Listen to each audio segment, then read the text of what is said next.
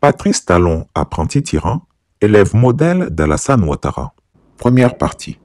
S'ils ont une chose en commun, les dictateurs africains outre la tyrannie, c'est l'utilisation des mêmes méthodes pour assujettir leur peuple et embrigader leurs oppositions.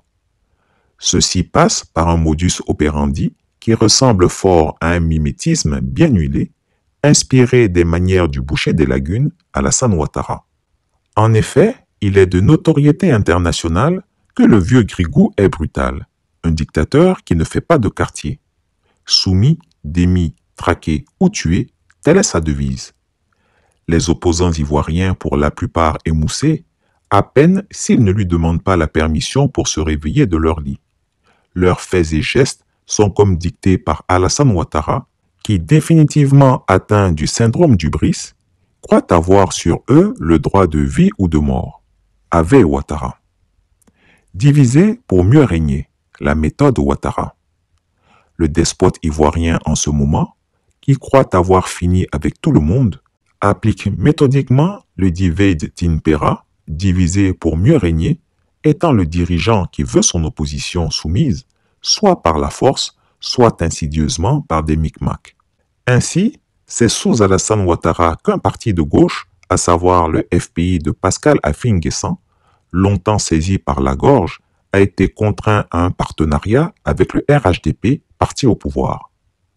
Pascal Affi-N'Guessan, qui a vu un peu tard dans le ventre de la pile de ce partenariat hétéroclite, va certainement connaître les affres de la division interne avec un FPI qui va imploser. Quand le vieux Grigou ne divise pas pour régner, il utilise des méthodes inconstitutionnelles de dissolution d'associations ou de mouvements politiques. Sa haine pour l'insoumis Guillaume Soro est tellement grande qu'il commet des erreurs aux yeux de tous. Guillaume Soro, qui a tiré les marrons du feu toute sa vie pour le compte d'Alassane Ouattara, est aujourd'hui payé en monnaie de singe. Et si je suis en vie aujourd'hui, c'est grâce à Dieu.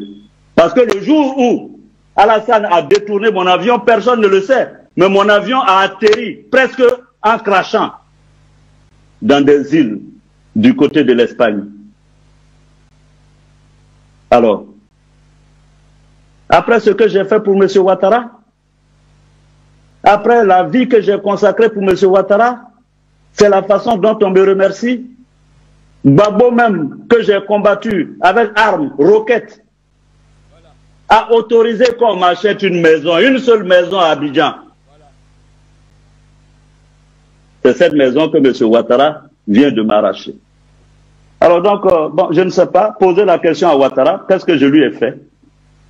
Merci. Patrice Talon, l'élève modèle.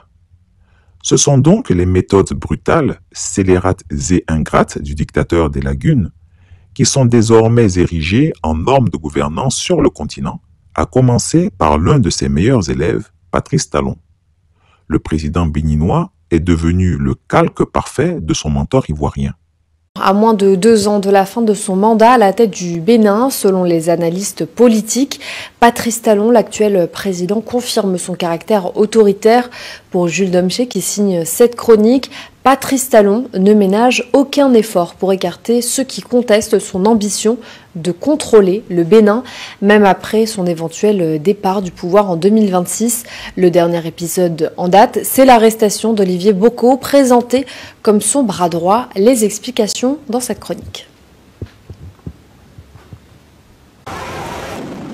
Concernant le Bénin, une chose est claire. Avec Patrice Talon, ce pays a connu une régression extraordinaire en matière de respect des droits de l'homme et de libertés civiles et individuelles.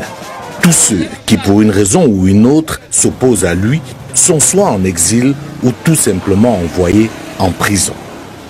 Son désir de conserver ou de contrôler le pouvoir, même après un éventuel départ en 2026, l'amène à mettre hors d'état de nuire tous ceux qui ne partageraient pas son objectif.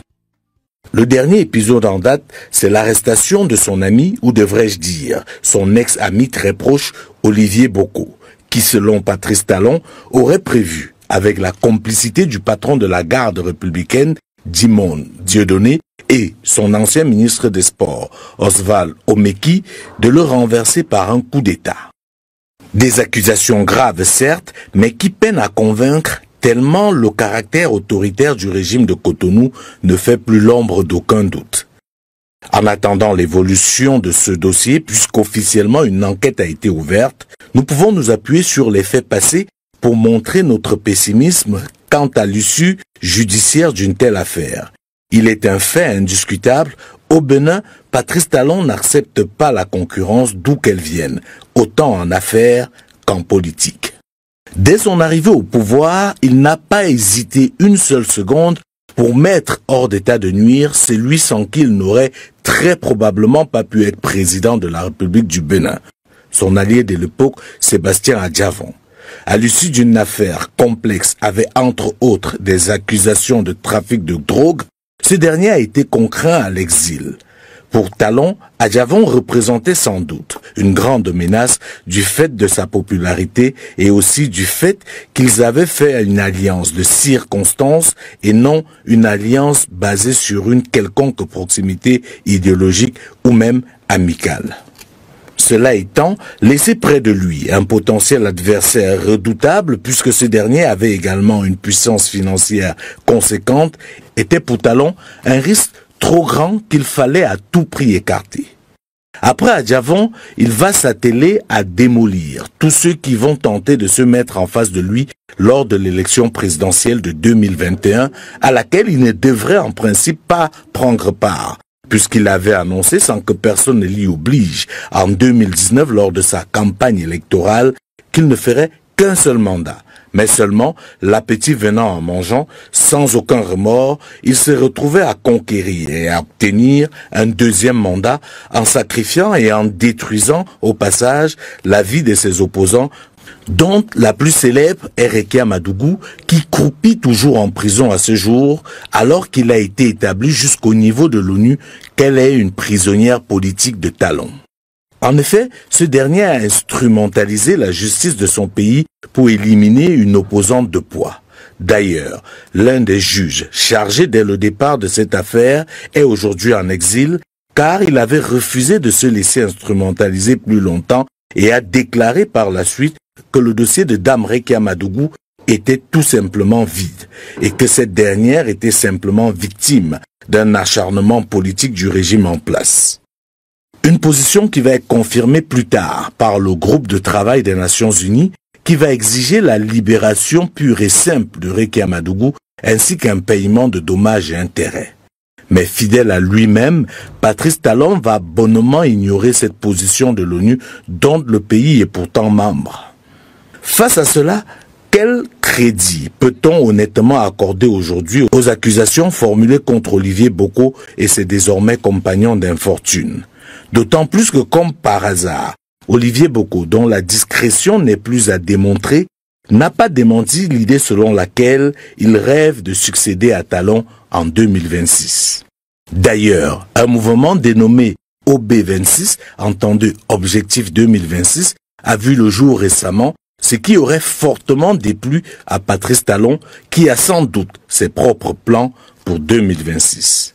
C'est donc ça, le Bénin de Patrice Talon. Un Bénin où l'ambition politique est criminalisée et les adversaires ou potentiels adversaires embastillés.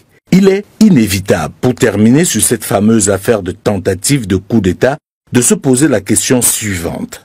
Si Olivier Boko, comme c'est sans doute le cas, a laissé transparaître ses ambitions de conquérir le pouvoir en 2026, s'il a laissé ou suscité la mise en place du mouvement OB26 pour l'aider à atteindre cet objectif, et si l'on prend en considération le fait que Patrice Talon, dont il était l'ami très proche, ne devrait plus être candidat en 2026, pourquoi avait-il donc alors besoin d'organiser un coup d'État contre ces derniers? Je vous laisse donc vous-même établir les différentes hypothèses qui peuvent découler de cette question. Ces temps-ci, au Bénin, c'est non sans stupéfaction que l'on découvrit le procureur de la République béninoise brandissant à l'attention du grand public national et international des preuves d'un prétendu coup d'État avorté. Au cœur de ce complot, Olivier Boko, l'ami de Patrice Talon. Cet homme d'affaires partageait une intimité de plus de 20 ans avec le chef d'État béninois. Voyez-vous, l'annonce de cette tentative de putsch déjouée pose la question de la succession de Patrice Talon. En effet, alors que la Constitution ne lui autorise que 2 mandats, l'homme, presque au terme de son 2e mandat, pique des crises aiguës de colère à chaque fois que l'après-Talon est évoqué. Bénin, l'arrestation d'Olivier Bokor, un proche collaborateur et ami intime du président Patrice Talon, a secoué la scène politique ce mardi 24 septembre 2024. L'homme d'affaires influent qui côtoie le chef de l'État depuis plus de 20 ans a été interpellé par des éléments de la brigade criminelle, selon plusieurs sources locales. Cette nouvelle, qui a rapidement fait le tour des réseaux sociaux et des plateformes de messagerie, a déclenché une onde de choc au sein de l'opinion publique béninoise. Dans un premier temps, la situation a été entourée de confusion, certains rapports évoquant même un enlèvement. Toujours de sources locales, Olivier Bokor n'aurait pas été le seul à avoir été arrêté. D'autres personnalités de premier plan comme l'ancien ministre Oswald Homeki et le colonel Dieudonné Tevoidre auraient également fait l'objet d'interpellations par la brigade criminelle de Cotonou. À ce stade, les autorités judiciaires n'ont pas encore officiellement communiqué sur les motifs de ces arrestations, laissant place à de nombreuses spéculations. Olivier Bokor, qui s'est toujours présenté comme un simple homme d'affaires, est considéré comme un pilier du régime Talon. Son influence politique et économique au sein du pays est réelle. De plus, son amitié de longue date avec le président Patrice Talon a fait de lui une figure centrale dans le système de la rupture, l'alliance politique qui a porté Talon au pouvoir. Au fil des ans, Bokor a su renforcer son emprise, devenant pour certains une figure incontournable au Bénin. S'unir pour résister. L'importance d'une alliance de l'opposition. Face à cette tyrannie grandissante, il devient essentiel pour l'opposition béninoise de s'unir. L'une des plus grandes forces des dictateurs est la division de leurs adversaires. Créer une alliance solide entre les partis politiques, la société civile et les leaders d'opinion est crucial pour faire face aux manœuvres de Talon.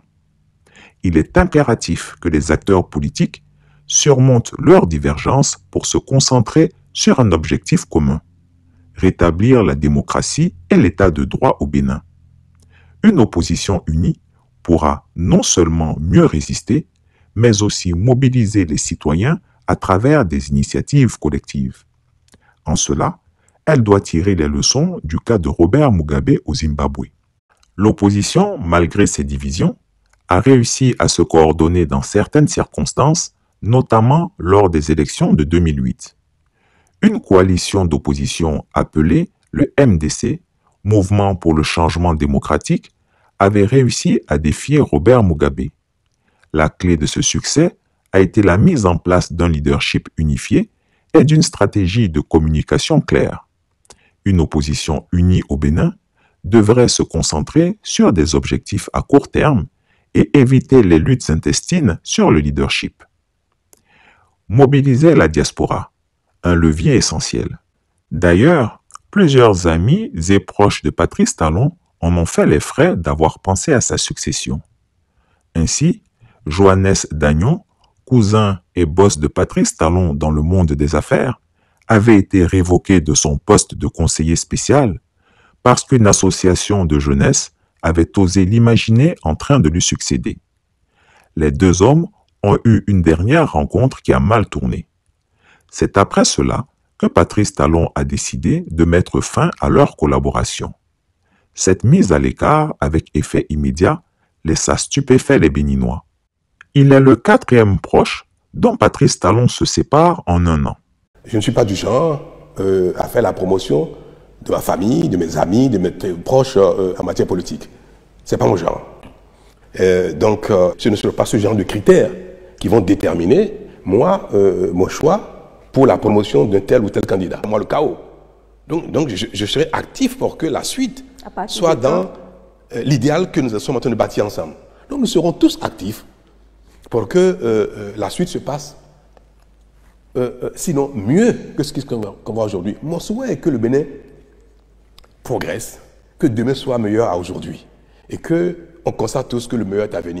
3 ministres sont partis avant lui, dont le ministre des Sports, Oswald Homeki, qui fut limogé en octobre 2023 pour avoir affiché sa préférence pour Olivier Boku. Pendant ce temps, la diaspora béninoise, qui joue un rôle de plus en plus actif, peut apporter une contribution décisive. En vivant à l'étranger, les membres de la diaspora ont une certaine liberté d'action que les citoyens au Bénin n'ont pas toujours. Ils peuvent non seulement sensibiliser les communautés internationales à la situation au Bénin, mais aussi organiser des mobilisations, des manifestations et des campagnes de soutien pour les opposants et les victimes de la répression. La diaspora peut également exercer une pression sur les gouvernements des pays d'accueil pour qu'ils se prononcent sur les dérives du régime Talon. Le rôle de la diaspora béninoise pourrait être renforcé en s'inspirant de l'exemple des exilés burkinabés qui, en 2014, ont joué un rôle important dans la chute de Blaise Compaoré en soutenant les mouvements populaires. Les campagnes de mobilisation sur les réseaux sociaux, notamment via les hashtags Iwili, qui veut dire « Levons-nous », ou encore « Nanlara Ansara », qui signifie « Si nous dormons, nous mourrons », couplées à des actions concrètes sur le terrain, telles que des meetings, des diffusions de tracts, des prises de parole via des directs, des podcasts d'influenceurs, peut aider à cimenter une coalition efficace contre Patrice Talon et peuvent avoir un impact plus direct si elles sont bien coordonnées avec des acteurs locaux. Fin de la première partie. Chris Yapi ne ment pas. Retrouvez Chris Yapi sur ses deux chaînes YouTube, sa chaîne Dailymotion, Instagram et VK.